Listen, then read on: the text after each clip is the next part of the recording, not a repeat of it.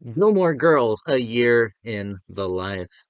My analysis, my final Gilmore Girls video. It's been quite a journey. It's been a ride. It's been long. It's been very long. But man, we've come to the last stop. We've come to the end of the road. I guess let's talk about it. Amy Sherman Palladino wasn't able to finish the series herself. Season 7 of Gilmore Girls did not have Amy or Daniel Sherman Palladino involved, and fans, the actors, the critics all felt that the ending provided by the CW for Gilmore Girls without Amy Sherman Palladino was lackluster. And that's being pretty charitable. I would call it gut rot. I would call it fucking nonsense. Um, so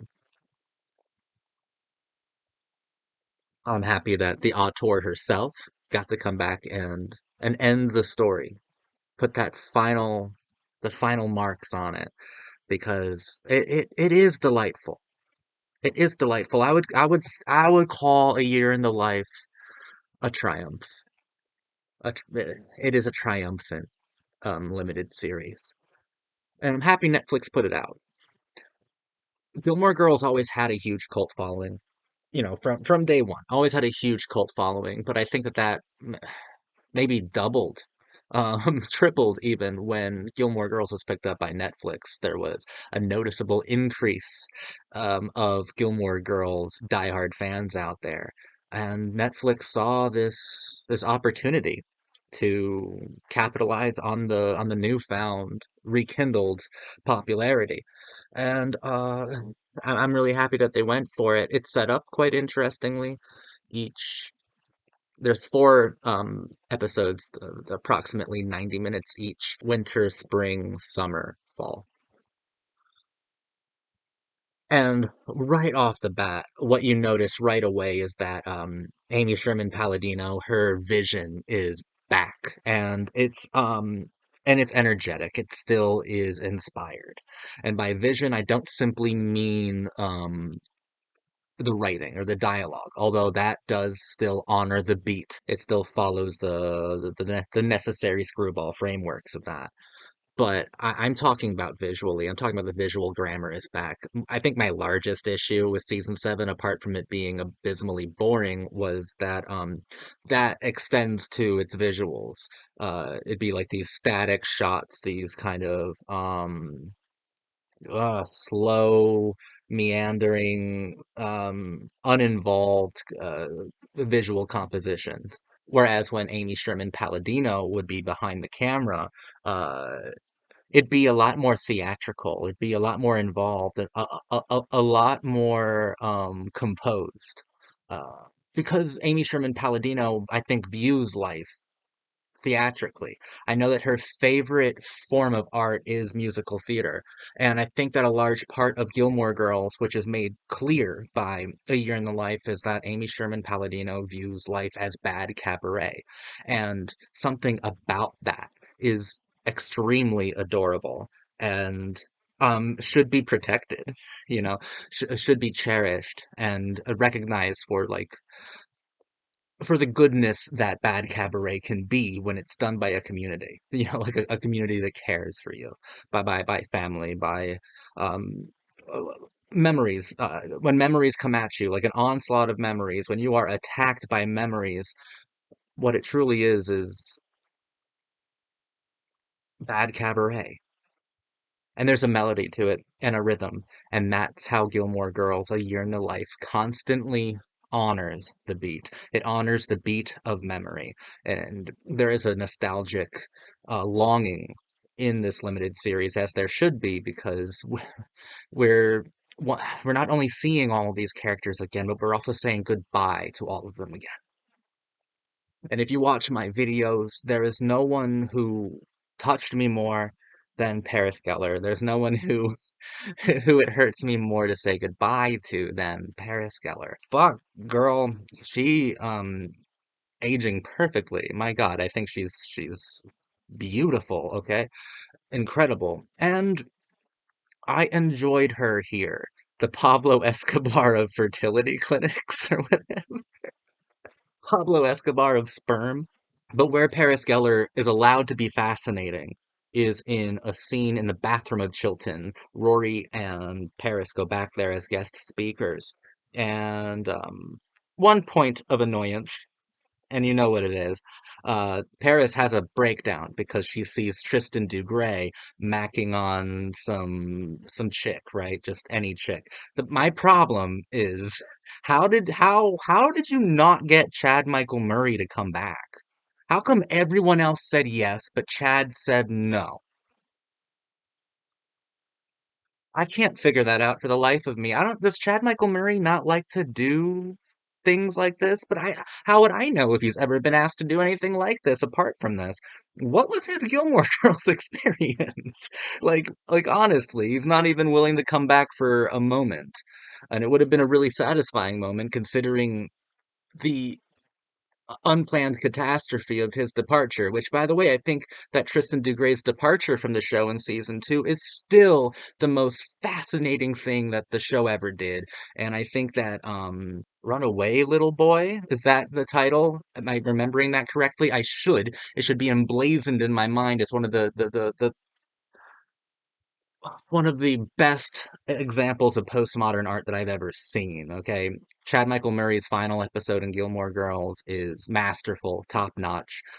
Words can't do it justice. I think it is so powerful and so revealingly postmodern. The beautiful ruins of Tristan Dugray. Nonetheless, they couldn't get Chad to come back. He's like the only one who they couldn't get to come back. It's fucking weird and it sticks out like a sore thumb considering that everybody else did. But regardless, that is almost inconsequential to the breakdown. It's the setting point for the breakdown. The fact that Chad Michael Murray he's not entirely necessary to this moment. He would have amplified its importance, okay? And I would have loved to see Chad Michael Murray return, but we didn't. Whatever. Paris Geller, our woman of the hour. My favorite character on the show, one of my favorite characters of all time. She runs into that bathroom and she has like an emotional breakdown. Not only is she currently divorcing Doyle, a lot is revealed in that bathroom scene, okay? Because she's like, I still love Tristan Dugray. I still blah blah blah blah. I don't know how seriously we should take that statement. What we should take seriously is the hypersensitivity of Liza Wilde's performance there and how on point the writing of that scene is. She calls herself the amazing, insignificant, invisible girl. She literally has her resume read out to her and be like, you run the world. Why don't you feel like you do? Because she could never feel like she does. This was the tragedy of Paris Geller the entire time. She overcompensates for her self-hate, for the doubt that she sees in herself. In her own mind, I've said this since the beginning, she is infinitesimal. She doesn't have a large self-image of herself, and she protects herself from those obtrusive feelings of self-doubt and self-hate by lashing out on all those around her and by having such a large personality. She feels so small that the only way, like her self-defense mechanism to feeling so small, is to have as large a presence as possible. That's Paris Geller. That's the tragedy of Paris Geller, and that's the Paris Geller that I wanted to see explored more in the original Gilmore Girls run because they gave up on exploring that after season three, and that's fucked. And I'm glad that A Year in the Life offers the Palladinos a chance to correct the show's course and correct their many mistakes because Gilmore Girls made a lot of mistakes after season three. It made a lot of mistakes, and one of them was its neglect of the intricacies of the complexities of Paris Geller. And in that one bathroom scene, we're able to see that interiority that I've always known existed within her, that scared, manic, amazing, insignificant, invisible girl that I always knew existed within Paris Geller. She's carrying around an empty briefcase. She is contrived, she is theatrical, and this speaks once again to the motif of the theater, to the theme of the theater, to the heart of the showrunner herself, Amy Sherman Palladino, and how she views life theatrically as musical theater, as cabaret. Paris is carrying around a prop to prop herself up, to prop up her ego, to make her feel more important. Yet there's no one who knows how facile she is more than Paris Geller herself. And Liza Weil is extraordinary in that scene. I thought that scene was beautiful. I thought it was pitch perfect. And I finally got to explore her character without having to hyper analyze the situation because Paris Geller just comes right out and says these words. And we get to hyper literally explore the those scared sacred parts of Paris Geller that she is too guarded to let people see. I always said she's the most sensitive and the most lonely girl on the entire show. And if given the chance, she could break anyone's heart. And she broke mine in that scene again. Tristan Dugray was just the catalyst for that breakdown because she sees Tristan and she's back at Chilton and she's that same petrified but driven and brilliant young girl who wants to be accepted into this the sensitive world of hearts that every other character, every other human being is allowed entrance to. She wants that too. She sees Tristan and she's once again that manic and impassioned teenager. And she realizes that of course you carry that with you. Gilmore Girls: A Year in the Life is largely about carrying your adolescence with you. Maturity is just a deconstruction of youth. That is what adolescence is. That is how you reach maturity. And I think that most of us, everyone has their own thing that they suffer from, and I think that largely those things that keep you up at night stem from the impossibility of maturity. A large part of all of us will always be our anxious and manic teenage selves. And we actually got to see Paris explore it and embrace its physicality and do her best to rid herself of that, or at least admit it in a public forum, meaning the bathroom of Chilton, which is the world stage, after all, in a large way. I'm thrilled that I got to say goodbye to Paris in a way that felt more meaningful to me. I'm glad that we had interiority before we said goodbye. Liza Weil, you'll always be in my heart. You did incredibly in this role. Amy Sherman Palladino, Daniel Sherman Palladino, Gilmore Girls, thank you for providing me with a character that really spoke to me and spoke to so many other people. And then thank you for treating her with dignity in the end. Um, Paris Geller is one of my favorite characters ever created. So thank you. Thank you very, very much for introducing me to her. Near the end of the show, um, Lorelai says, "It feels right. It took a long time to get here, but sometimes the journey is the point, but it feels right." And it does. I think that's the best thing you could say about A Year in the Life, is that it feels right. This feels like goodbye. And this goodbye feels earned and it feels right. Um, and it feels properly authored. It's incredibly important that Amy Sherman Palladino was here because no one understands these characters more than her. And this is an auteur who maybe doesn't deliberately insert herself into her work, but if you watch any interview with her, she is Lorelai Gilmore. Like she has her mannerisms, her speech patterns, her philosophy, her train of thought. Um, which makes sense because she invented the character. And in A Year in the Life, I think that Amy Sherman Palladino was kind of investigating herself and where her art stands in the grand scheme of things, right? Uh, it's interesting because, like, all of these shows at this particular time, these postmodern teen dramas, they all ended with their own representations, which is kind of fascinating. Gilmore Girls ends with Rory starting to write a book, The Gilmore Girls, about her mom, about her relationship with her mom, about her youth. We can only assume that it's what the Gilmore Girls show chronicled. Um, and that's the show's own representation. Um, being projected within the within the show proper, right? Within the narrative proper. Dawson's Creek did the same thing with Dawson creating The Creek, the television show. One Tree Hill did it twice. And Unkindness of Ravens was a book that Lucas wrote, and then Julian ends up developing a TV show based on that book. It ends with its double representation, which might be why I think One Tree Hill may be the most interesting postmodern show to ever talk about. But let's move on from that point quickly. Um, God, what else did it? Oh, the OC did it. Almost from the get-go. Seth writing those comic books that are completely based on his wish fulfillments, on his life and how he wished it would go, and how he sees Summer and Ryan and these people around him like superheroes. And Gilmore Girls also ends with its own representation, um, and that's always interesting. It's at least interesting that all of these shows like went the same way with its ending to to to to represent itself within itself. Like it's this mad Russian doll of the postmodern framework. Um, and I think it is really curious.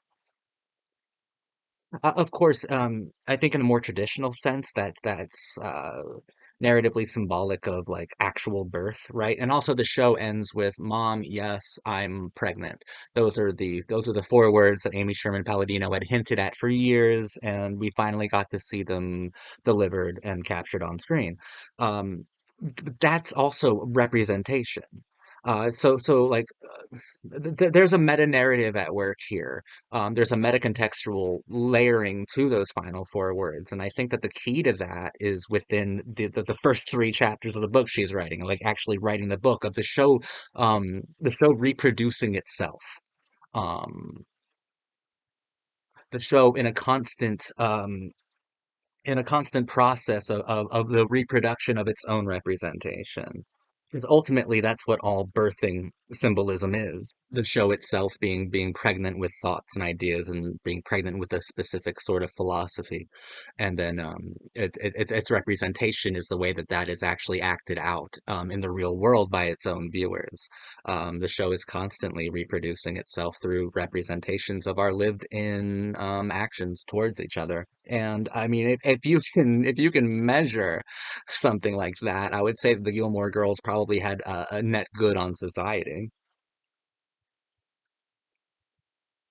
Alexis Bledel is wonderful. Lauren Graham, tour de force performance. You know, it is wonderful seeing them together. It is nice that since I do think that like Amy Sherman Palladino was investigating herself through Lorelai because they're so similar, probably deliberately similar, but I'm not sure on that. Um, she is challenged here, and so is Rory for some of the things that I've said and some of the things that I've seen fans say online that like these characters do like bad things. They may actually just be bad people. They're challenged in that. You know, they're called out for these mistakes.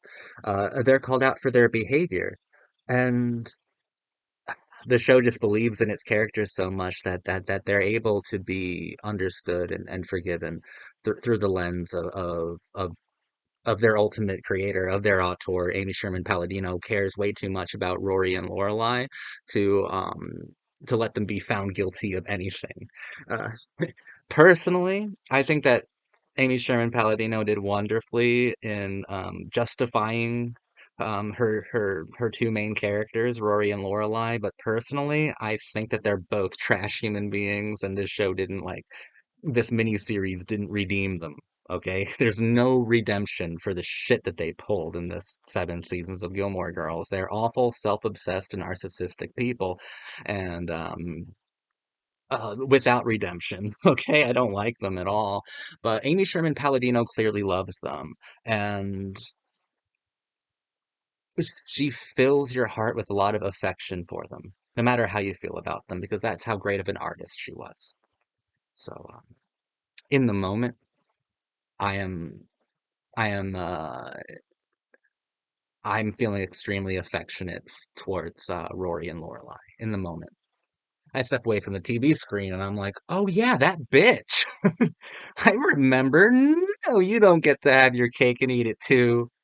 Uh, but Amy Sherman Palladino is so fucking skilled that more often than not, she ate. She got to have her cake and eat that shit.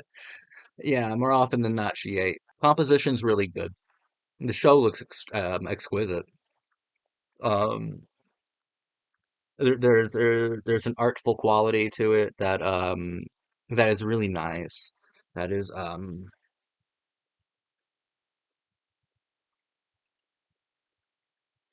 that is well, I mean, I think I've already said it. That is not only theatrical, but more specifically, it's musical, making it lyrical, allowing for Gilmore Girls to honor the beat until the very end, until it leaves us forever. And I am getting emotional just thinking about it ending, right? Just thinking about that's it, we're done. It feels right that it's done, but it's also like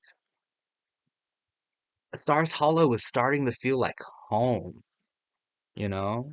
And it started off as a snow globe, right? As the framework of the screwball comedy. That's how it started.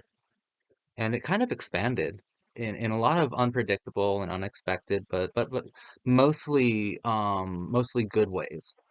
It expanded to encompass a whole lot more than that. And these quirky characters, these weirdo misfits, they started to feel like family, man. Like Stars Hollow started to feel like home, and it's gonna be hard separating myself from these from these crazy fucking people. And I really loved spending my time with them. And I love that Amy Sherman Palladino was able to come back years after the show's run to end it with significance and to end it in her own words, in her own way. Because I think she's a genius and I think she's brilliant. She was able to return to Stars Hollow and find those few magical snowflakes and really make me feel affectionate all over. Like it's really cool job. Of course, it's funny. She's a comedian. She's a comedic writer first and foremost, but her semi-secret talent is always that by honoring the beat of comedy, you are facilitating um, all sorts of sensitivities. And the greater the comedy, often the larger the sensitivity. And uh, I would, I, this show is so sensitive, and I loved feeling it and being felt by it. Like it's a very emotional experience. I do really enjoy Gilmore Girls for sure. It's weird. Like I'm gonna walk away now. I'm gonna edit this video. And then no more, no more. Gilmore Girls no more. Like that is weird. This feels like such a larger goodbye than a lot of the other ones. Maybe because it feels more right, it actually feels like goodbye.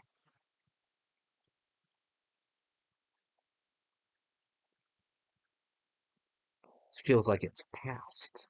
And that's so sad to me right now. Oh no, I'm having a Paris Geller level emotional breakdown, guys. I'm having a nervous breakdown about about this show that ended that I just finished watching. Holy shit, I was attached to it a lot more than I thought I would. Fuck. I miss Paris, I miss Luke. You did it, Amy Sherman Palladino, you did it. Gilmore Girls as a whole, it's a masterful show. It works. The fucking thing works because I'm all broken up about it. I mean, it's just hitting me now that like I'm done, dude. No, dude. I kind of want more. But at the same time, I don't want more because it felt so right. This sucks. This sucks for me a lot. A Year in the Life was really nice. It was really good. It was delightful. And I think it has a lot of meaning to it, and it means a lot to me. I think the most incredible thing about it is how affectionate it is. And yeah, I love the Gilmore Girls. I don't really think I have anything else to say, um, other than it's hitting me right now that I'm gonna miss everyone so much. I don't want these characters to leave. Oh man. I guess the hardest goodbye is my own. Goodbye, Gilmore Girls.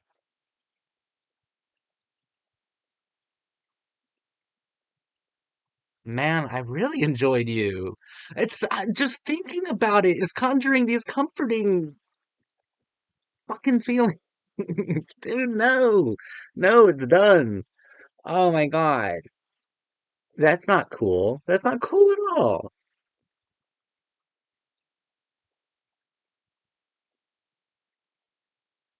This is it. Thank you for watching me. I started this video out fine, okay? I slowly had a nervous breakdown. Maybe this is the logical endpoint for me, your cult boyfriend, analyzing Gilmore Girls. It starts off with me all cocky, putting on this hat like I was cosplaying and shit, bro. And it ends with me like just weeping over my laptop into my Yeti mic, just going, I don't want it to end like that. If you wanted to crush me, Amy Sherman Palladino, well, you did it. You did it. You made your cult boyfriend your bitch. Thanks for watching. God, you broke me.